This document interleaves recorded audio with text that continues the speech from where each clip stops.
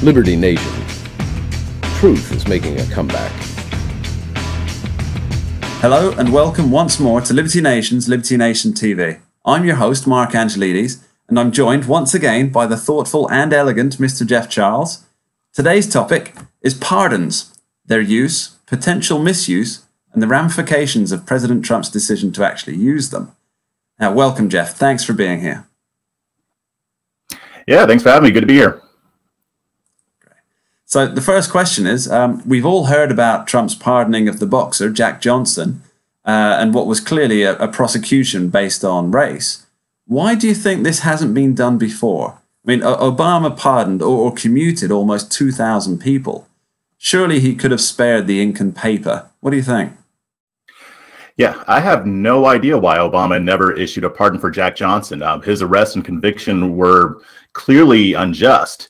I'm not sure why other presidents didn't do it either. I think when Obama came into office, people thought that this would happen. The reason that I've seen online, reading different publications, is that he never got a recommendation from the Department of Justice, which sometimes presidents will do. And the Department of Justice usually doesn't recommend pardons for people who have passed away. So they don't normally do posthumous pardons. But it has happened before, and Obama doesn't necessarily need their recommendation, or didn't need the recommendation, to issue the pardon. He could have issued it. That's what Trump did. Trump didn't even go to the DOJ to basically get their recommendation. He just, what's right is right. So he just went ahead and issued the pardon. Yeah, so I guess with Obama, it was more lack of initiative than anything else. I mean, he was certainly quite free and ready with... as Gerald Ford had his pardoning pen. He was quite free and ready with it. You've written an article this week, Jeff, about a Mr. Matthew Charles, who's no relation to yourself, as far as we know. Could you tell us a little about how he ties in with all this pardoning theme, please? Yeah, he's an interesting case. So there are tons of people, celebrities, and just normal people online who are advocating for him to be given some type of clemency. What happened with Matthew Charles is back in the 90s, I believe it was 1996, he was arrested and then convicted for selling drugs, for selling crack cocaine. There were some other charges there as well, as far as owning an illegal firearm. I believe he had a sawed-off shotgun. And then there were some charges that he was acquitted of, but the one that he was actually convicted of, basically selling drugs, got him a 35-year sentence. So he served almost 21 years of that sentence, and he was released in 2016. But the U.S. Attorney's Office appealed his case, and the Court of Appeals ruled that since he had been labeled a repeat offender, a career offender, he had to go back to prison. Now, we usually don't hear about stories like this, but in Matthew Charles's case, he had completely turned his life around. So even while he was in prison, he never received an infraction for bad behavior. He was a model prisoner. Not only that, he taught GED classes to his fellow inmates. He took courses and became a law clerk. And he also held weekly Bible studies for other inmates as well. After he got out, he didn't reoffend. He started building a new life. So for him to have been released early, based on what they're saying, because of an error, and then now he has to go back, a lot of people are taking issue with that. And a lot of people don't even believe he should have gotten that long of a sentence in the first place. So there is a big push right now to get the president to grant him some type of clemency.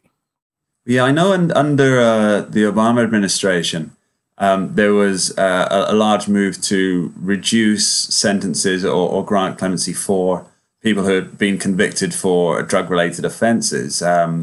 In fact, many of the people Obama commuted their sentences, not pardoned, sorry, commuted their sentences, were a lot of cocaine-based ones. So that was either trafficking, possession, or sale. And I mean, that is a completely separate issue in terms of this, because for me, I would say that Mr. Charles, to send him back after being released for 2 years, that would be what Americans, I guess, would class as a cruel and unusual punishment. And it just seems wrong. Whether he should have served his full sentence or not, to take him out, give him a new life, and then send him back, this just seems wrong to me. What are your thoughts? I agree. I mean, nobody is denying, including himself, nobody's denying that he deserved to go to jail in the first place because he did commit the crime for which he was arrested and then convicted. However, the fact that he clearly rehabilitated himself, and the fact that even after he got out, he was building a new life. He was volunteering every Saturday at the food pantry. So yeah, some people are putting forth the idea that this would be cruel and unusual punishment because it's almost like you're teasing him with a life that he could build. Oh, just kidding. Now you got to go back. So in this instance, I'm not seeing any reason why he should have to go back to jail. On top of that, there's also the expense to taxpayers. So basically, we're going to pay to keep somebody in jail who is rehabilitated, is no longer a danger to society. It just all around, it doesn't really make sense. I understand the reasons why they did it as far as what the law says, but I don't see that this is justice, and most people don't. Yeah, it really does bring up the argument about it is this kind of punishment, prison as a punishment. Is it a punishment? Is it for rehabilitation? Because if it's purely for rehabilitation, then certainly once somebody is rehabilitated, they should be released. If it's for punishment, or to follow the more biblical side of it, an eye for an eye, which obviously these things rarely match up. But I think we really need to have a major debate on what prisons are for. You know, I mean, I know I feel safer. I feel happier when violent criminals are locked up behind bars, regardless of how it suits them. I feel safer for my family and the people I care about. Yeah. You know? But yeah, it's a bigger debate. Maybe we'll touch on this one in our next Jeff and Mark show. That's a good idea. I tell you what, we're running over, but I have one more question for you, Jeff. You know, as the saying goes, I think it was actually Mario Puzo who put this one out, but it was the pardoning is the power of kings because they have the power over life and death of an individual. Do you think that presidents in the past or even today have abused this power? You know, I don't really know the history of issuing clemency or pardons at the presidential level. I'm sure that there have been some who have abused it, some who have used it for political reasons, and some people have accused Trump of doing that. But the bottom line is the Constitution does give that right to the president. And I know that there's a move in New York to try to subvert that by resending the double jeopardy laws. Oh, yeah. Hopefully they don't succeed. But I mean, that's a whole other topic in and of itself. But the Constitution does provide the president with the right to issue pardons at least at the federal level. So that means that some might abuse it, some might not. People accuse Obama of abusing that power as well. So, I mean, if people want to change that, then we can.